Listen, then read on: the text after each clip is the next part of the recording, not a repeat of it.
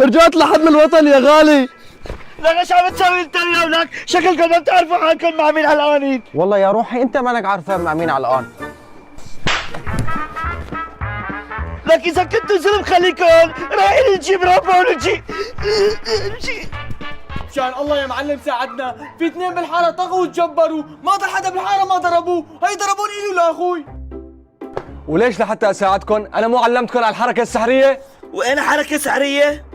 انا مو قلت لكم لما يطلع لكم اي ازهر بالحاره بس بتعملوا هي الحركه على اساس انكم عم تطلعوا سلاح من جيبكم بيقوم بيهرب لحاله؟ يعني اذا عملت هي الحركه على اساس انه بطالع سلاح بهربوا لحالهم؟ طبعا بيهربوا لحالهم. ايش عم اكذب عليك انا؟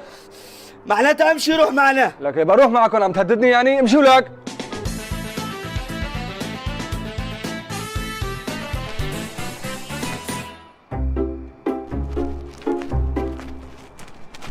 شو حبيب؟ سمعت انك عم تتعدى على الشباب، انت ما بتعرف انه هدول من طرفي؟ ليش مين انت بلا زغره؟ مصطفى تفرج وتعلم، مشان ما تجي كل يومين تقول لي فلان ضربني وفلان ضربني، تفرج واحفظ الحركه.